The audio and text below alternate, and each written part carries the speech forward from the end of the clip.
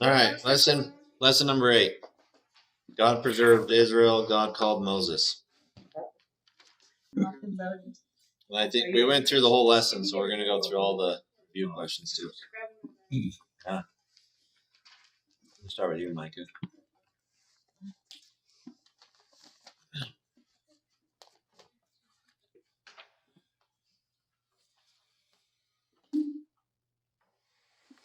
Ready? Sure. Okay. Question 1. Lesson 8. Wait. Okay. What was the key ingredient to Abraham receiving all the promises of God? The truth of God and fellowship with God. Faith. Yep. Yeah, that was the theme of the week before. Right? Yep. Belief and faith. Okay, Marissa, you want to read number 2? On the heart. No. Because that was Noah. Good one.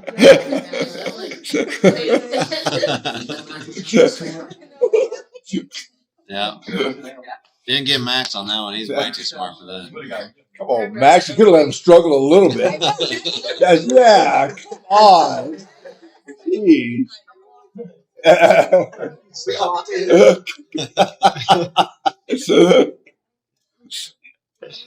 Wife, you want to read the answer?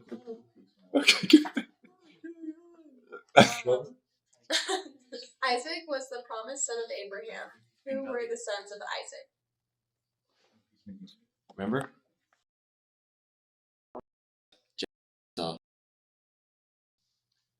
Want to read number 4, Taylor?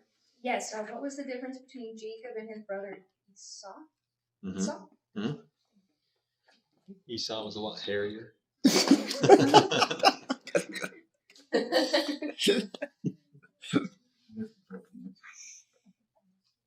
Sorry, I don't know that one.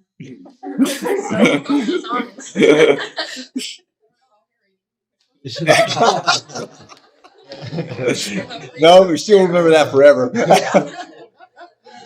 Which one of them put their faith in God? Jacob. Through whom would come the promised deliverer, and to whom did God renew his promises? Is it Jacob? Jacob's descendants? Jacob's descendants. Yeah. He's trying to give you the answer. Come on, grab it. It was too silent for too long. All right, Logan. How many sons did Jacob have?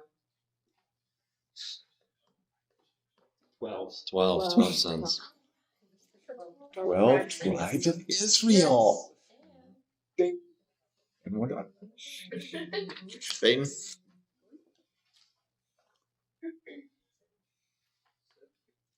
Why did Pharaoh enslave the Israelites? Do you remember? Yes. Because there was too many of them. Yep. Reading like rabbits. Yep. Yep. Yeah. Yep. They became too great in numbers. They were worried they were going to join their enemies in war against them. Who was God preparing to wait? Oh yeah. Who was God preparing to deliver the Israelites from slavery? Moses. Is it Moses? Yeah, Moses. Yeah.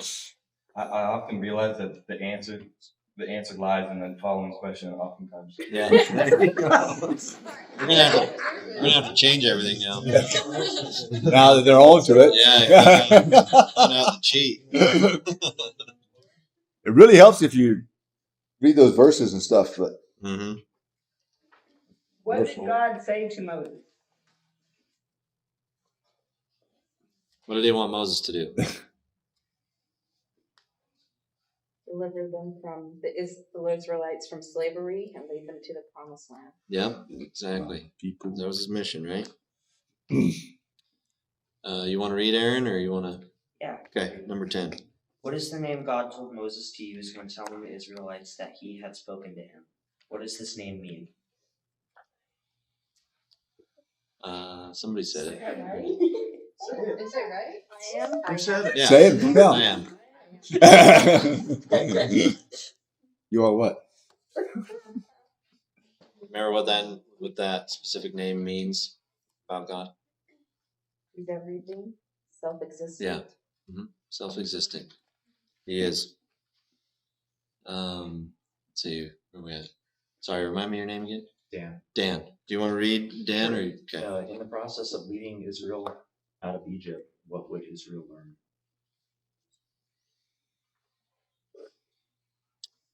Who God is. Yeah.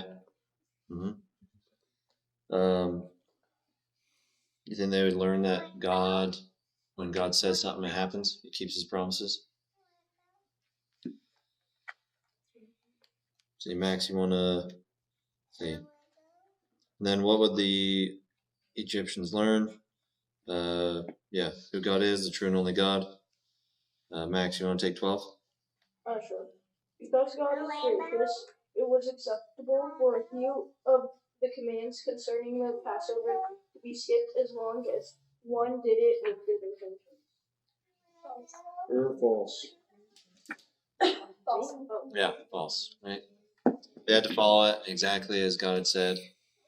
Good intentions weren't gonna matter in this situation. You had to have the fact of what God said, and then also go through with it. So, see, Julie, you want to read the last one? 13.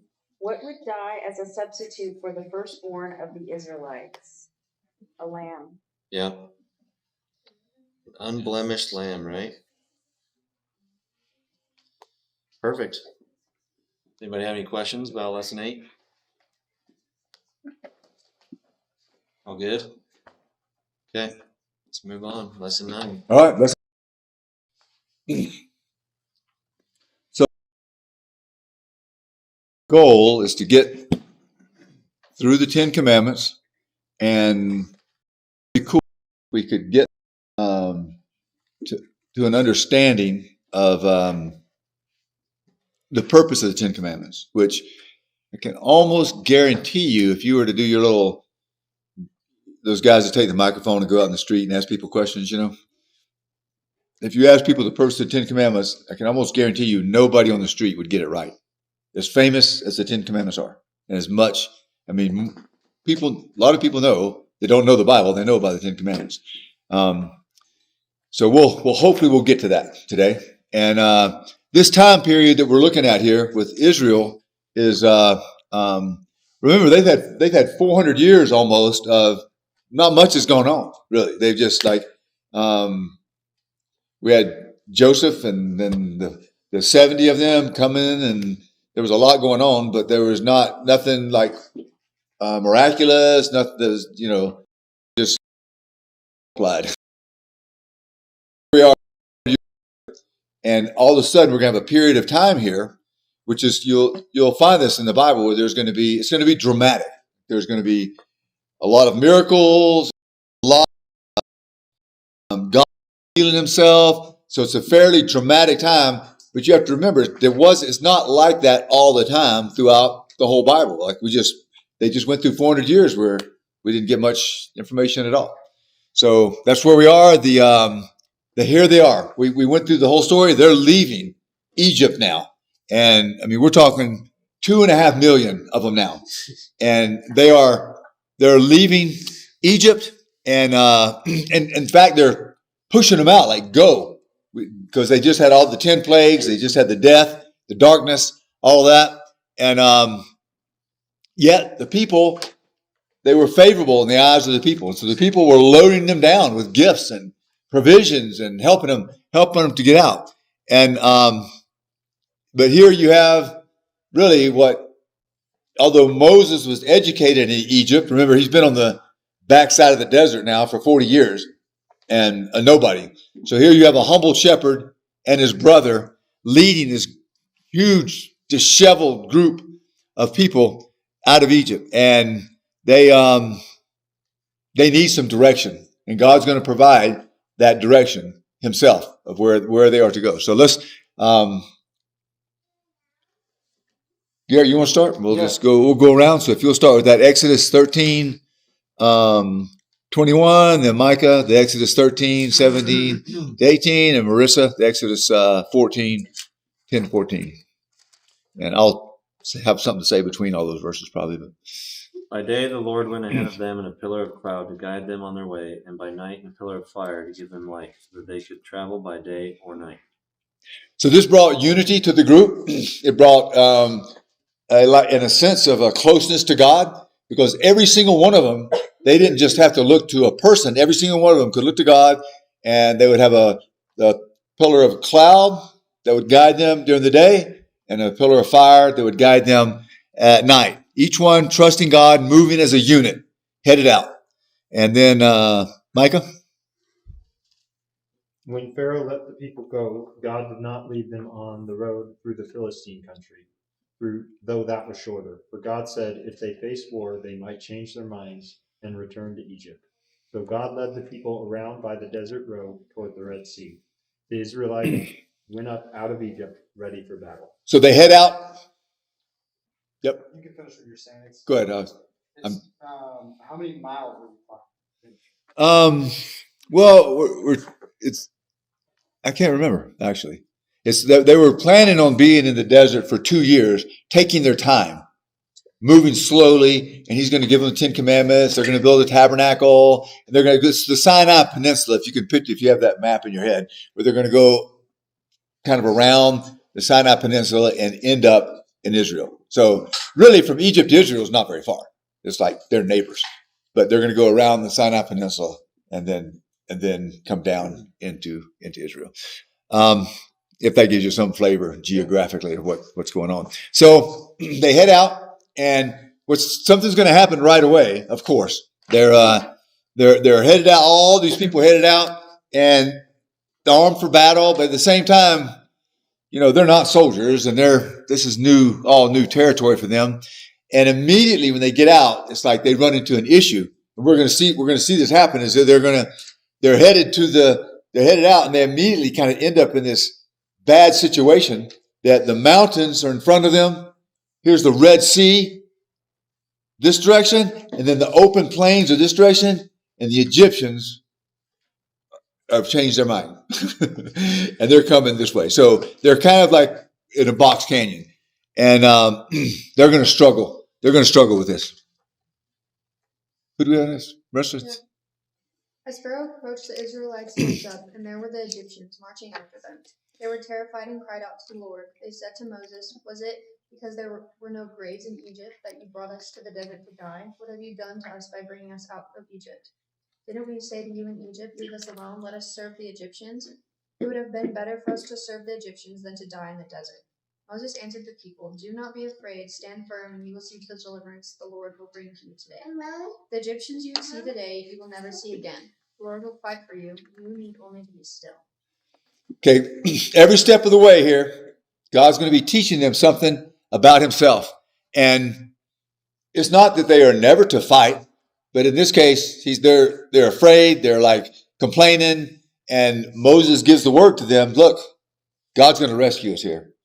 What you need to do is not be focused on these bad circumstances you find yourself in, but you just need to trust God. Just be still and trust God. He's going to deliver us. And you guys know the story just of what happened there, I'm sure, is here come the Egyptians, and Moses was to hold his staff over the Red Sea, and God was going to push the waters back with a wind, and the waters are going to separate, and they're going to have a pathway through the Red Sea. And so they march through the Red Sea on the other side, and the Egyptians foolishly follow them in. They get into the crossing the Red Sea. They get a good ways in, and then God releases the waters, and they come crashing down on them, and they died.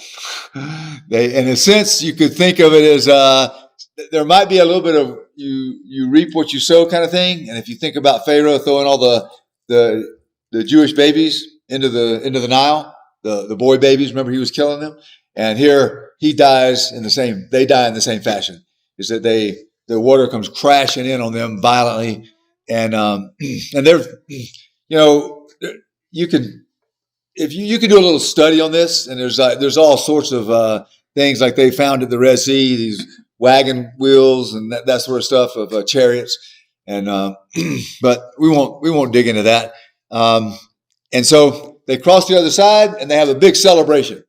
They're like, "Woo! We beat them. God beat them. God is awesome." What are we going to eat? We're thirsty. What are we going to do? So immediately they kind of went back to this same frame of mind. It's like they should have learned their lesson that they just learned. We don't know what's going on. We don't know what's going to happen, but we know that God is guiding us. So let's just wait and see what God does. But instead, they started complaining. They wanted to go back to slavery again. They keep saying this. We want to go back to slavery.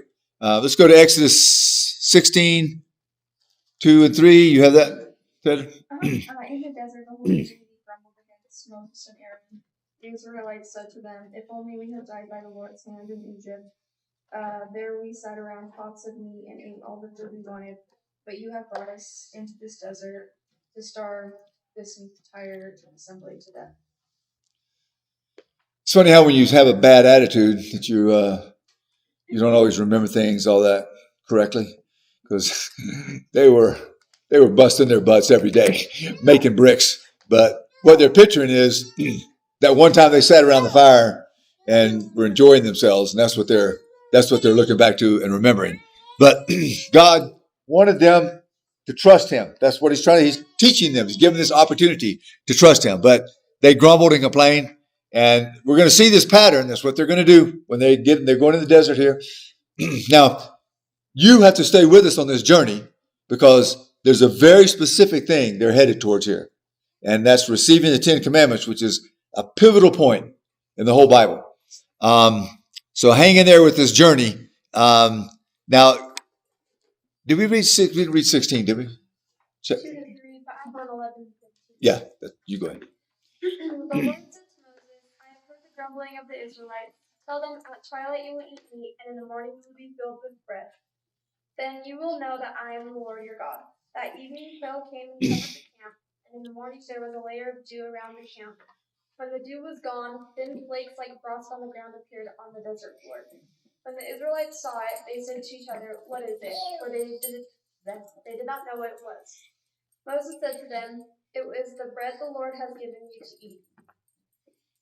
So God's going to provide for them the whole time they're in the desert. He's going to provide for them this bread, which is called manna, and He's going to even provide meat in the form of quail.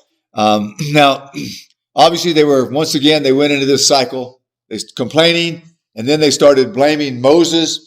And it's it's a typical thing. Anytime somebody in leadership truly sets God's standard, you can almost be sure, whether that's a parent or a leader in the church or whoever, you can be sure that there's going to end up being grumbling, complaining, blame shifting, all that stuff going on that people do, and complaining to their friends and complaining about Moses, when really the way God is hearing their complaining is they're complaining against Him, because that's who brought them out in the desert. God did. Moses was his instrument, but God brought them out into the desert. So really, they're complaining against God, and their attitude should have been in this situation, wow, how is God going to get us out of this one? He's already delivered us twice. What's He going to do this time? But they didn't really pick up on that. And then the next verses, Exodus 16, 4, and then Peyton, Exodus 16, 20. Then the Lord said to Moses, "I will rain down bread from heaven for you. The people are to go out each day and gather enough for that day. In this way I will test them and see whether they will follow my instructions." And Peyton? However, some of them paid no attention to Moses. They kept part of it until morning, but it was full of maggots and began to smell. So Moses was angry with them. So God had a greater purpose here than just providing them with food. And this is not a lesson on that you shouldn't save or prepare for the future. Certainly we're advised of that many places in the Bible. But in this case, He's telling them, I want you to trust me each day. each day separately. I want you to trust me. I will provide what you need. If you try to gather more, see, they're trying to gather more so they don't have to trust God. This whole thing's a battle of them trusting God. And if they gather more, then they're trying to avoid a situation. They're trying to avoid trusting God. And it may have felt good to have enough for the next day, but they were disobeying. They were not trusting God. Exodus 17, 1-4. The whole Israelite community set out from the desert of Sin, traveling from place to place as the Lord commanded. They camped at Rephidim. Very good. But there was no water for the people to drink. So they quarreled with Moses and said, "Give us water to drink." Moses replied, "Why do you quarrel with me? Why do you put the Lord to the test?" But the people were thirsty for water there, and they grumbled against Moses. They said, "Why did you bring us up out of Egypt to make us and our children and livestock die of thirst?" Then Moses cried out to the Lord, "What am I to do with these people? They're almost ready to stone me." So leadership can be a rough thing. They're blaming Moses for everything. They're mad at him, but really they're mad at God. But at the same time, Moses had a responsibility to not respond in like kind to them, and he got held accountable for that too. But we had this cycle going where they grumble and complain. God rescues them, and it goes on about 10 times, and finally God does deal with them pretty severely. But in this case, God provided the water, and not just a trickle. Remember, there's a bunch of them, so he's going to provide for them.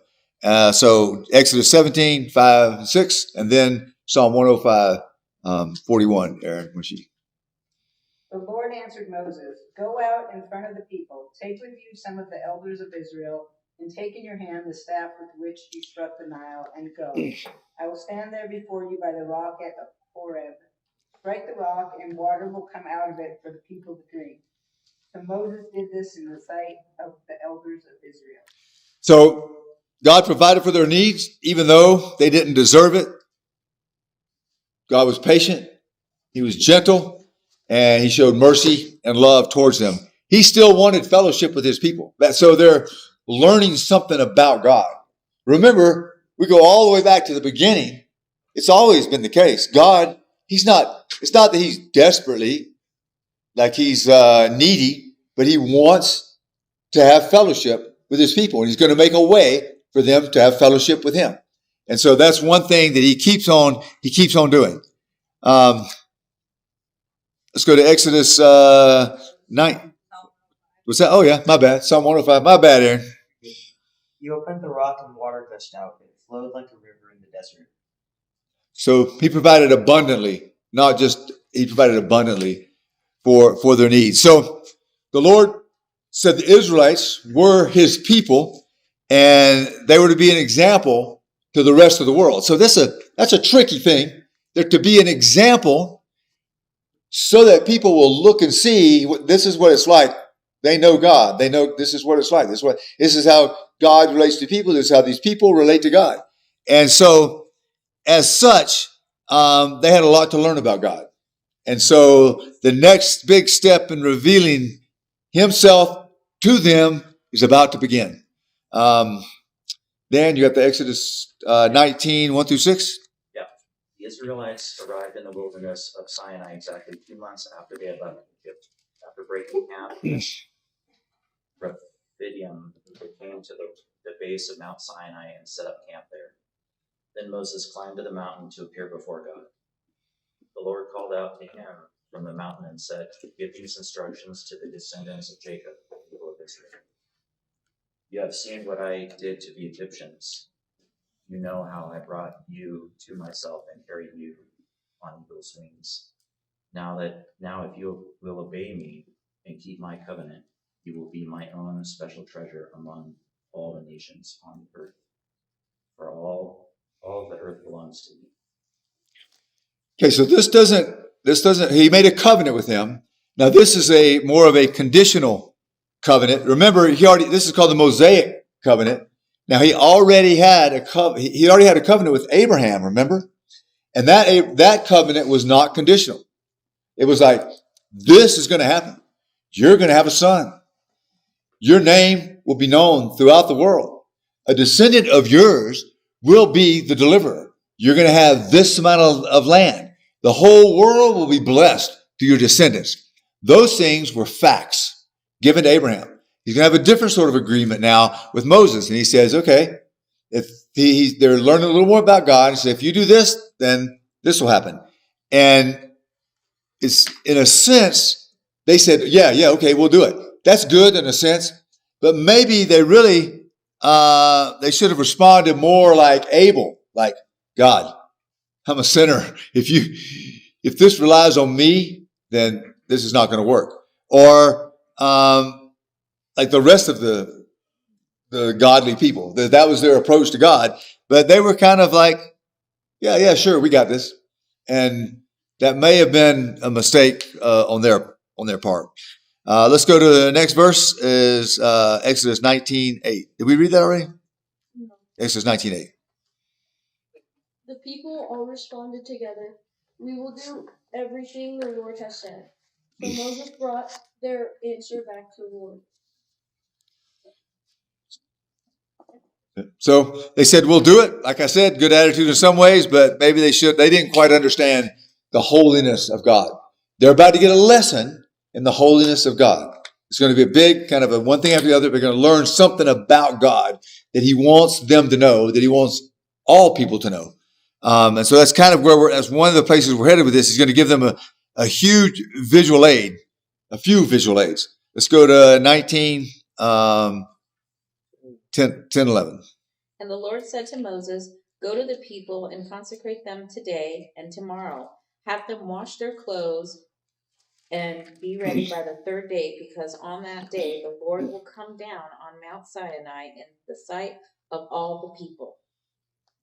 So remember, God's big on giving these visual aids, pictures. They were to be pure from sin, untouched by sin. They're given a picture of that. With their washed clothes and all those things. And then verse 12. Put limits for the people around the mountain and tell them, be careful that you do not go up the mountain or touch the foot of it. Whoever touches the mountain shall surely be put to death. So this boundary is given a picture of the separation between God and man caused by sin. Kind of even a picture of death, which means separation. And then 16 through 19. On the morning of the third day, there was thunder and lightning, a thick cloud over the mountain, and a very loud trumpet blast. Everyone in the camp trembled. Then Moses led the people out of the camp to meet with God, and they stood at the foot of the mountain. Mount Sinai was covered with smoke because the Lord descended on it in fire. Smoke billowed up from it like smoke from a furnace, and the whole mountain trembled violently. As the sound of the trumpet grew louder and louder, Moses spoke, and the voice of God answered him. Okay, this is a little scary, okay? God's revealing his holiness to the people, and it's frightening. They had good reason to tremble in the presence of a holy God. And they were starting to get the point. They were starting to get this a little bit clearer picture.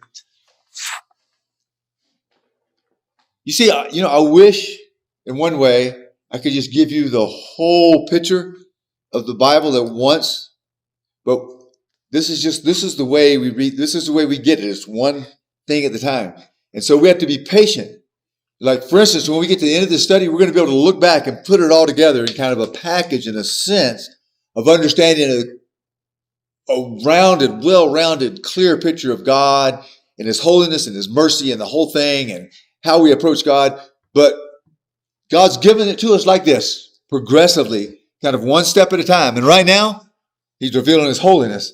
And it's actually a pretty intimidating, scary thing, because anytime you read in the Bible, anytime somebody, in a sense, sees God, it's like they're aware of his holiness, their response is always the same.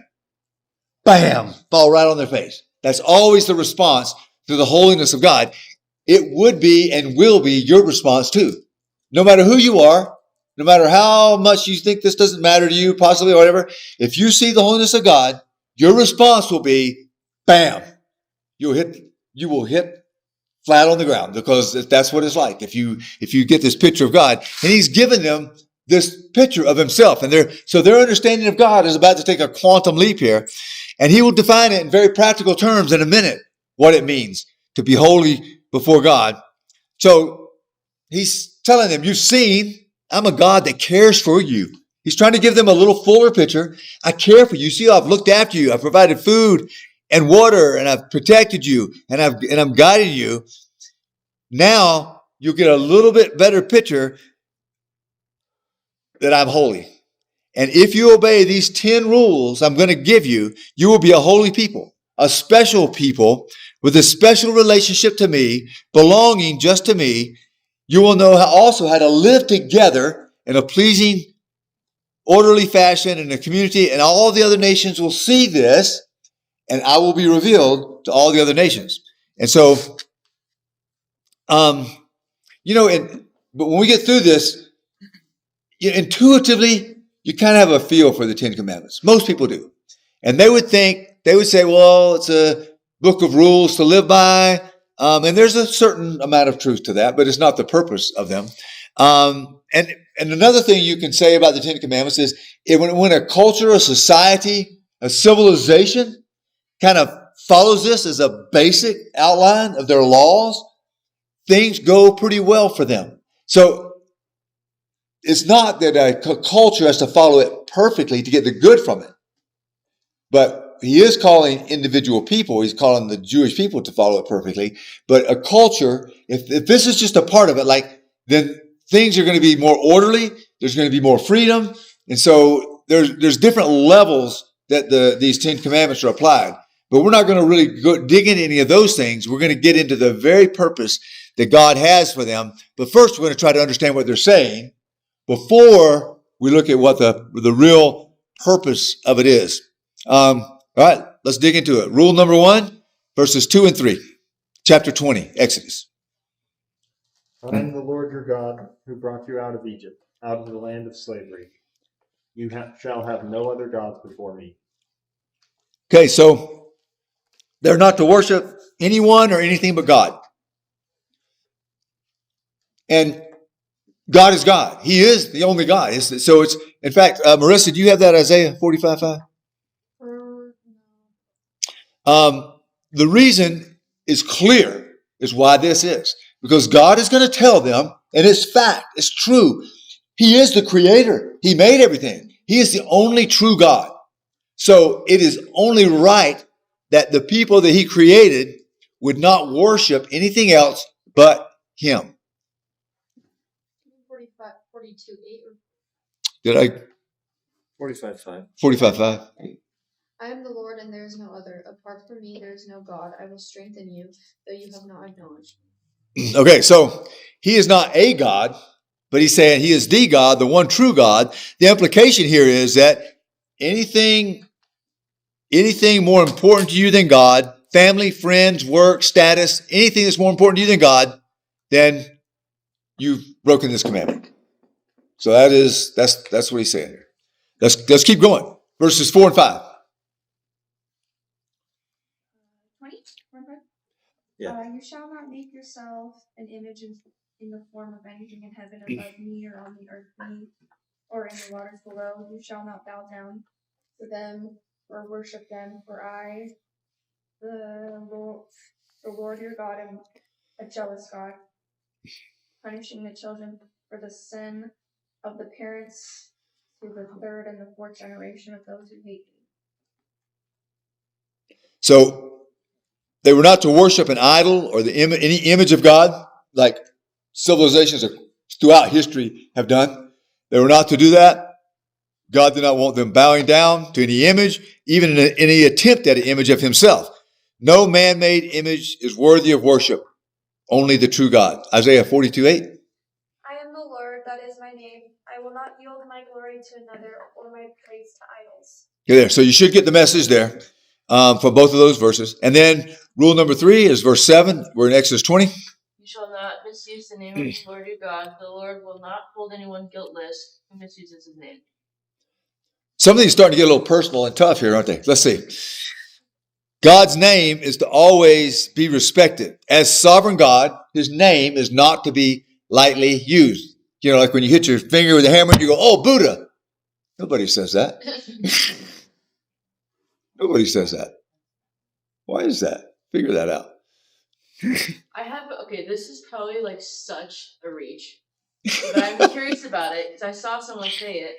Like, there's other ways that people say the Lord's name in vain, but they don't realize it. Like, so technically, when God is I am, and if you say something like just horrible after the words I am, like I'm stupid or whatever, like, does that technically count, or is that just reaching? No, that's reaching. Okay, that's what I thought. That's what I thought. You agree with Yeah. that? I saw you go There's up. another application, What's which is giving authority to words that aren't from God, as if they are. example? Well, there's a lot of it. Claiming authority from God when you don't have it, Okay. misusing His name. That would be true. Yeah, saying "Thus saith the Lord" when He didn't say it. Or You're saying this is saying. God's words. Yeah. Yeah. I don't even know. No, that's good. That's good. That's good. So, His name is to always be respected as sovereign God. His name is not to be lightly used. Most of us know exactly the most basic rendition of that is using God's name in vain, swearing and with using God's name.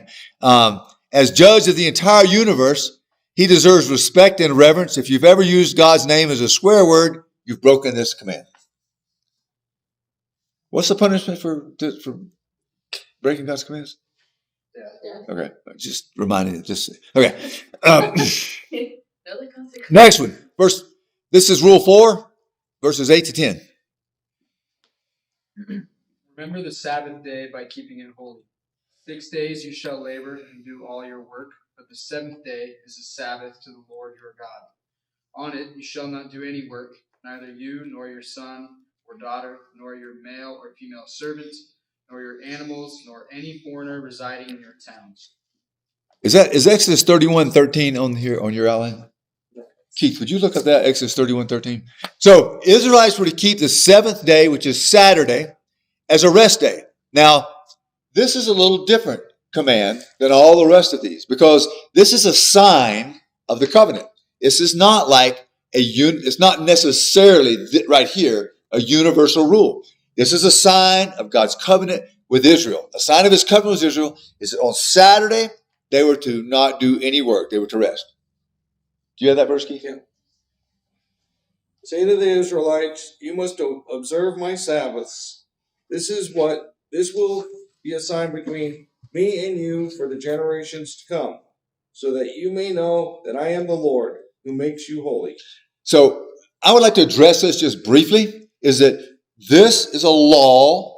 The rest of these you could say are universal laws, like if you murder, if you have an idol, if you worship something, if you swear, like using God's name, those apply to every person. This specific law in this fashion is a sign of the covenant that God had, a distinction that God had with Israel. Now, is that still something that you'll notice that God rested on the seventh day, and that was all the way through. So that is still a basic plan of God's, is that you don't just work 7 days, just seven all the way through, is that you have a day where you stop and you focus on God.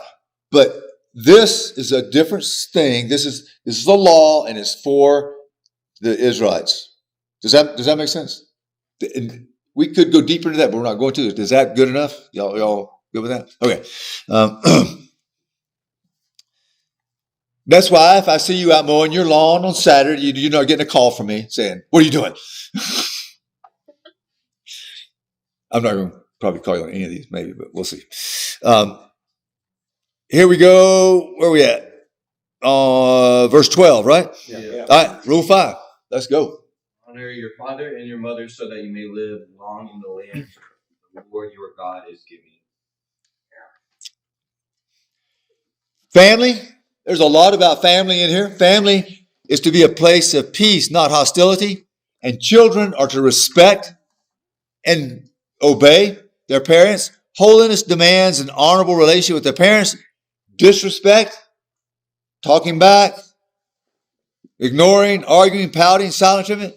Okay, as I see Keith peeking around the corner, I just want to remind every person here that you were children one time. You were not always parents. You were not always in charge. You were the child. Tell me, did you ever disrespect your parents? Yes. Huh. What about that? 17 was bad. Yeah. Okay. So, just being clear on that, okay? And what's our next one? 13. 13. Who's up? You shall not murder. Okay. So, who in here has committed murder? Oh, no, we won't.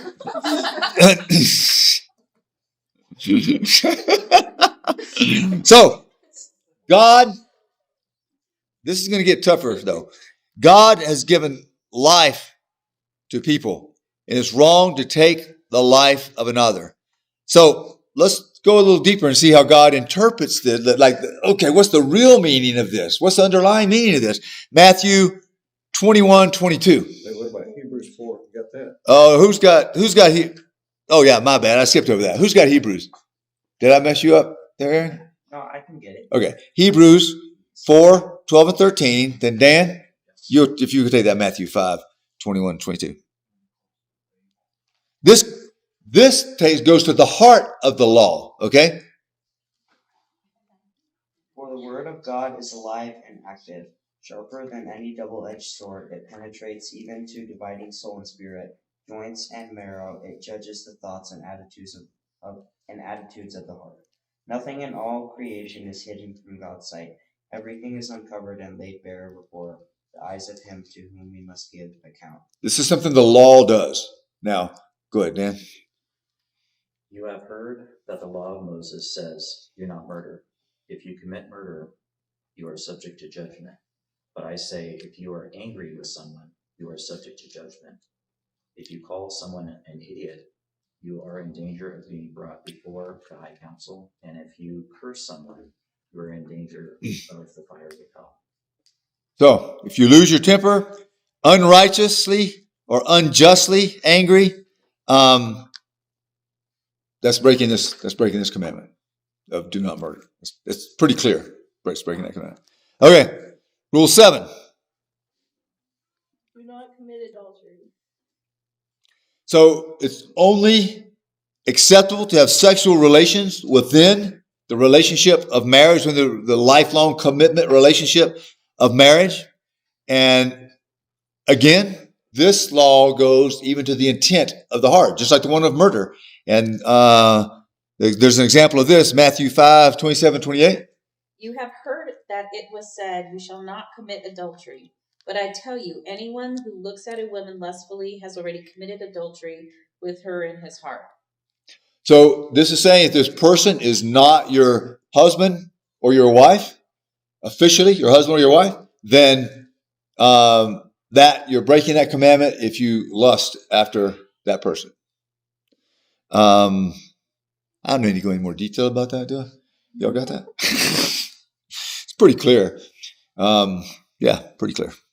So, first, yeah, you got a question, Keith?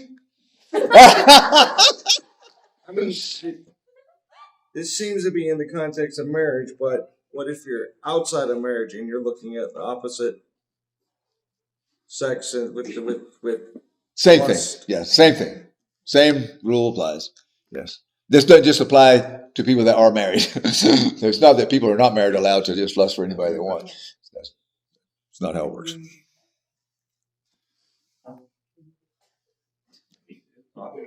What? All right, here we go. Verse 5. Let's see.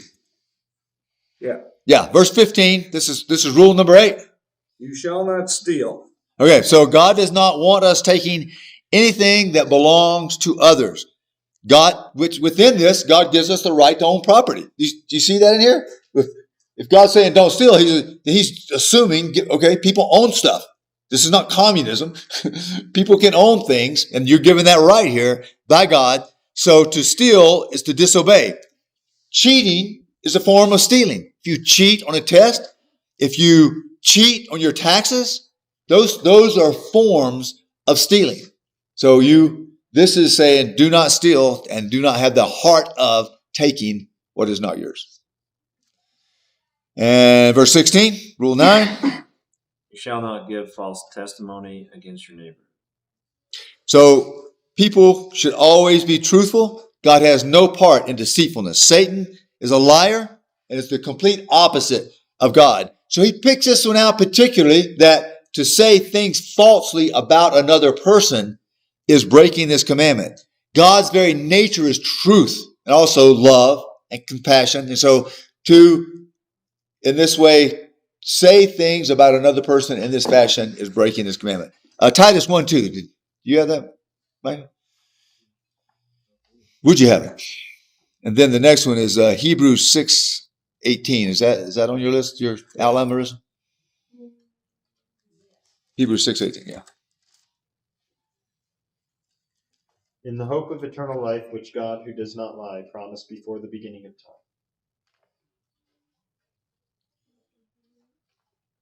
Is that Titus 1:2? I think, is it just following up on God does not lie? Read it again. In the hope of eternal life, which God, who does not Okay. lie, promised before the I didn't hear that the first time you read it. I thought, did I give you the wrong verse there? No, that's right. God who does not lie. God speaks the truth. Okay. God did this so that by two unchangeable things in which it is impossible for God to lie, we who have fled to take hold of the hope set before us and be greatly encouraged. This lying, cheating, these things we are all tempted to do in some form or another. So this is real stuff. This is not just for some people out there. It's like, this is real. And this is breaking that commandment. All lying, twisting the truth, false accusations, slander, gossip can all fall under this category of lying. And God does not condone it. He does not like it. It's against his character to lie, twist the truth. Verse 17 for Rule 10. You shall not covet your neighbor's house. You shall not covet your neighbor's wife, or his mule, his servants, his ox or donkey, or anything that belongs to your neighbor. So in this one, it's saying that we must not envy another person's possessions, their abilities, their looks, their spouse, their home, their car, their job, whatever, their career. It is being like Satan. Remember what Satan? He coveted God's position. I will be like the Most High. So we're following the father of lies in lying, but also in coveting and desiring something that someone else has, or taking someone else's situation or circumstances.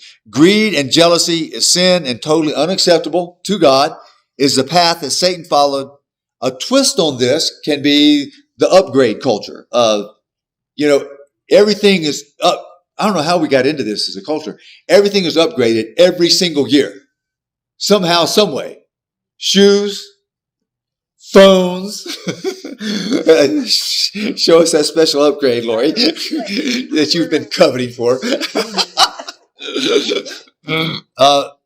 So it kind of encourages this sort of thinking. You deserve it. You deserve the upgrade. That's the advertisement I was giving you there, not telling you that you deserve it.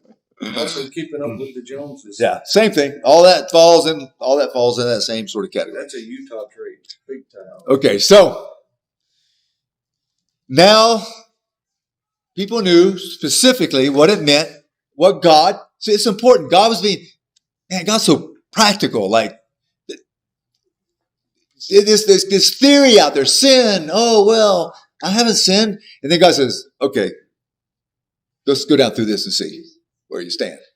And they knew specifically now what sin was. Okay, Romans 7:7.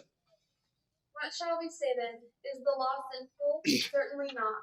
Nevertheless, I would not have known what sin was had it not been for the law. For I would not have known what coveting really was if the law had not said, "You shall not covet."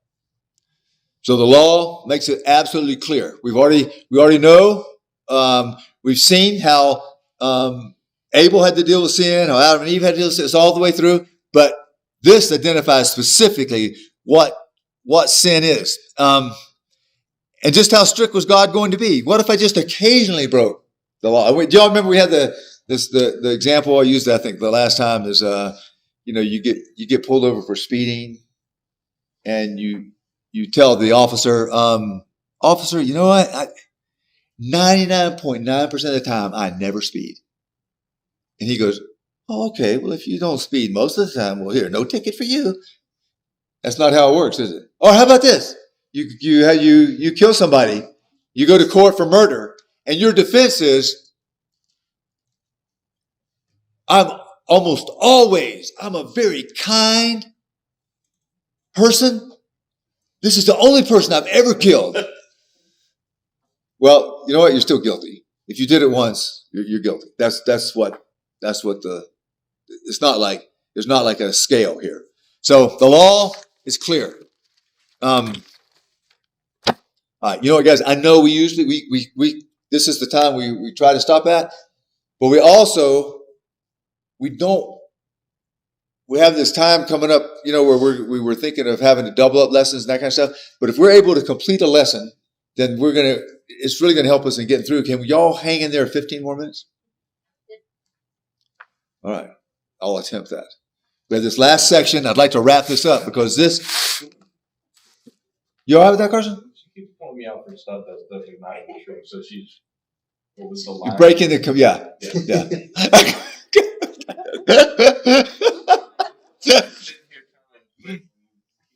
Thank you, Carson. We appreciate your cooperativeness, your good attitude. Yeah.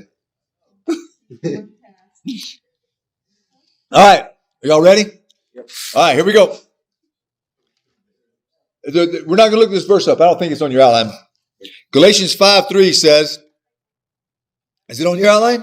Yeah. Oh, it is? Okay, well, let's read it then. Who's next? Go.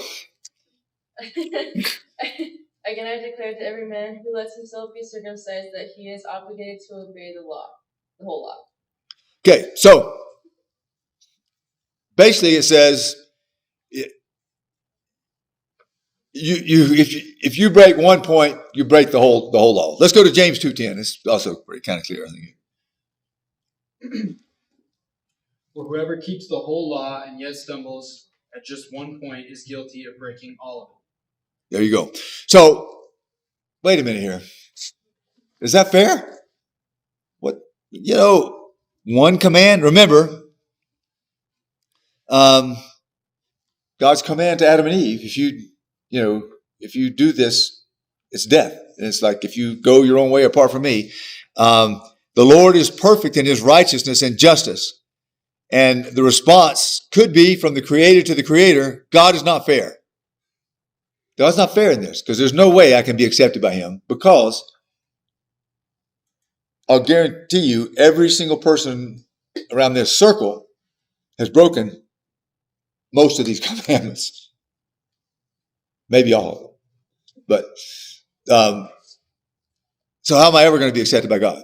And we're going to get to what the purpose here in this law is. So it's no surprise. Is that Leviticus 5:17? Is that on your outline? Yep.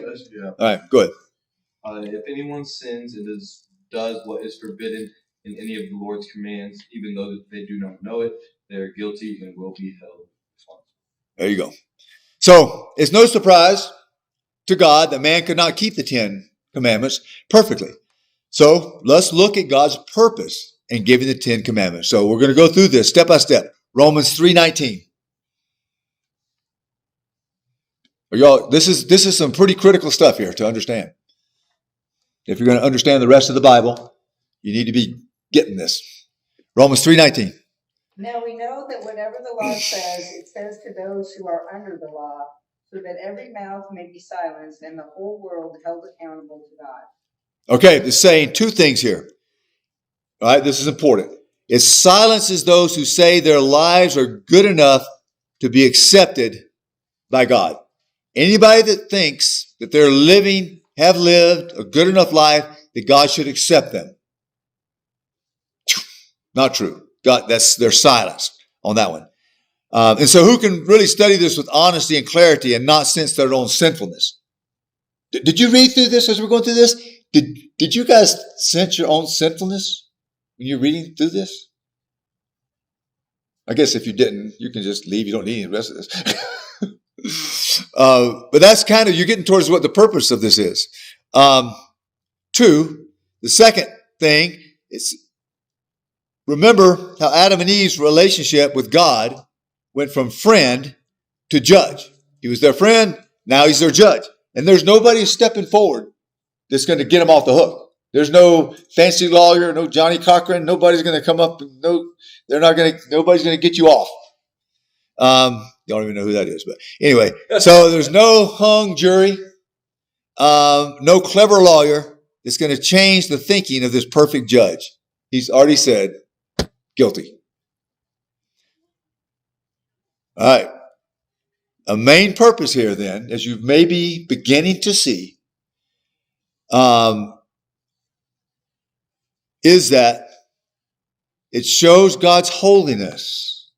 Just a little bit of deeper understanding of God's holiness, and it shows our mind and yours sinfulness. So it's really more like a thermometer. It tells you if you're sick, but it has no power to make you well. 10 Commandments. The 10 Commandments do not make us better. They're not a list of rules to live by so that you can be accepted by God. Y'all think I'm lying about that, don't you? Somebody's just questioning me about that? All right, let's read a verse. 3:20, Romans 3:20. Therefore, no one will be declared righteous in God's sight by the works of the law. Rather, through the law, we become conscious of our sin. What'd that say? What's the purpose of the law? So that we know what sin is. We're aware of it in our life. I would say that's true, but I would say that I know so I can know I am a sinner. I know I have sinned. When I read through this law, I know beyond a shadow of a doubt I have sinned. And the law has fulfilled its purpose when I say that. Because it checks my spiritual temperature, where I am. It doesn't make me better. It's not the purpose of the law. It's not a list of rules to make us right with God. That would be like using a mirror to clean off your face. If you go in, you look, you've been outside working, and somebody tells you you have dirt on your face. Look, you got dirt on your face. No, I don't. Yeah, go look in the mirror. You go look in the mirror. Oh, wow, I do. My face is dirty. Then you take the mirror and you try to rub it off with the mirror. That would be like, the law is not for that. The law is the mirror. It's showing you, no, I've got dirt. I've got sin. That's what the law does. It reveals that to you. Now, nobody in this day and age that we live in, that is avoided like the plague. No, well, that's okay. If that's just that you're just born like that, that's okay. If you that's just your thinking. Everybody has their own thing, you know. But no, it's pretty clear when you look in the mirror of the law. God's viewpoint, Romans 7:13. Go back to verse 13. Okay. But how can that be? Did the law, which is good, cause my doom? Of course not. Sin used what was good to bring about my condemnations, so that we can see how terrible sin really is. It uses God's good commandment for its own purposes. So that there again, it's going back to the purpose of the law.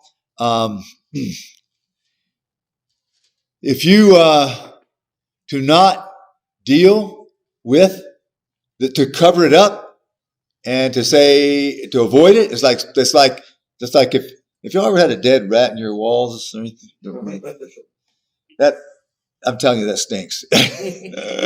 It does not work to just cut a little hole in the wall and spray some Lysol in there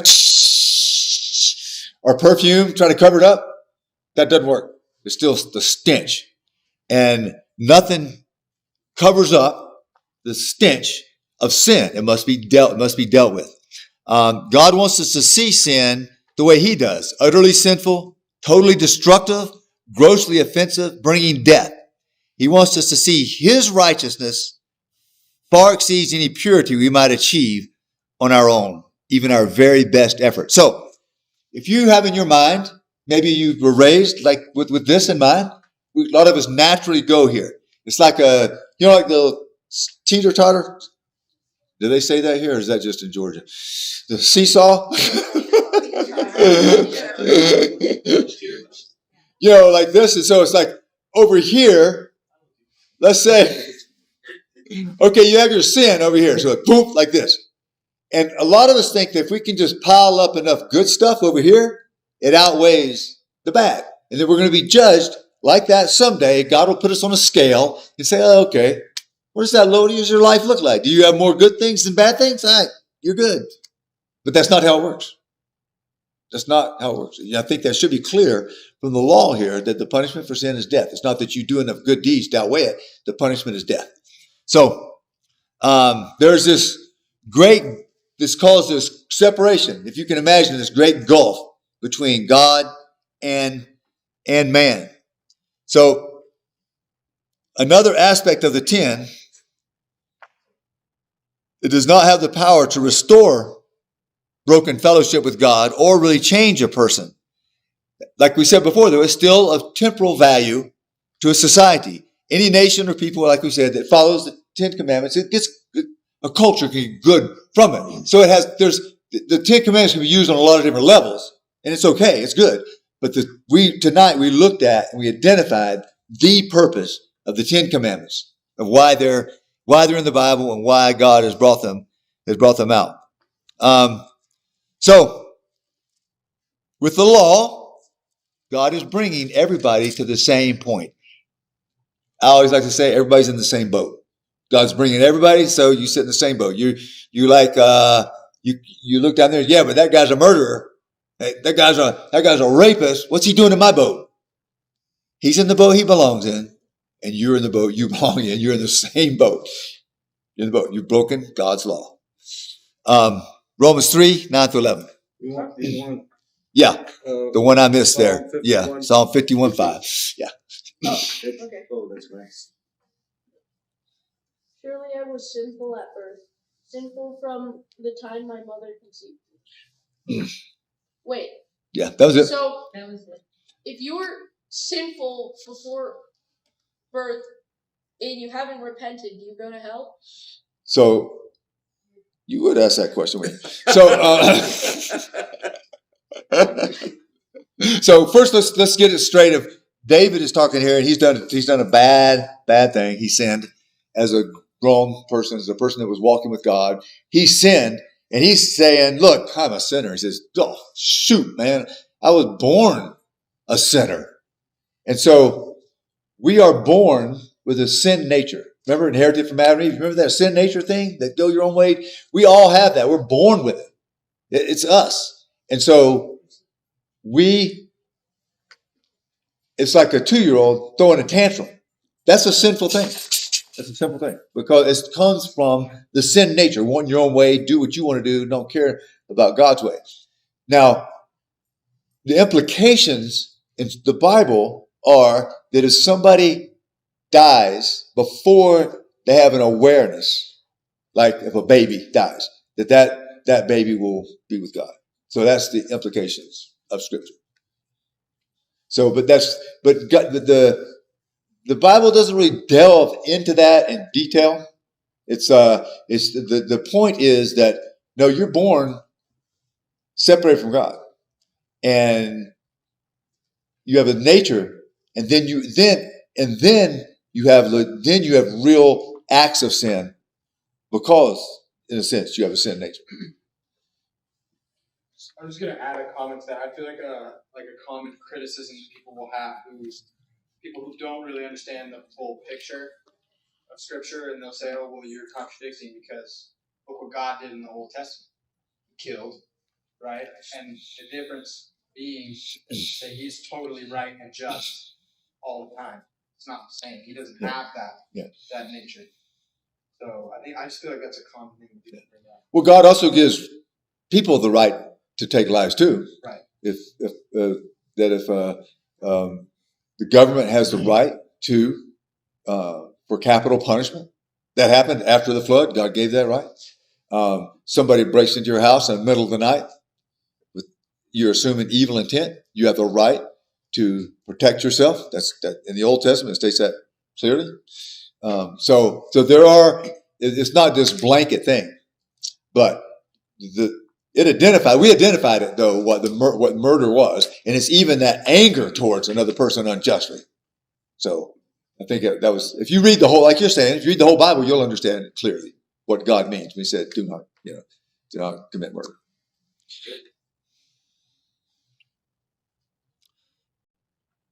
All right. You want Romans 3:9-11? Yes.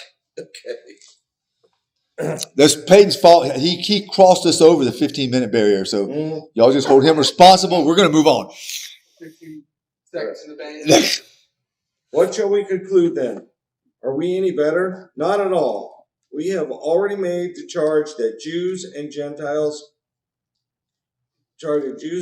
alike are all under sin. As it is written, there is no one righteous, not even one. Am I going to? 11. There is no one who understands, no one who seeks God. So now man could know his true sinfulness and catch a glimpse of the holiness of God. The chasm is wider than anyone expected.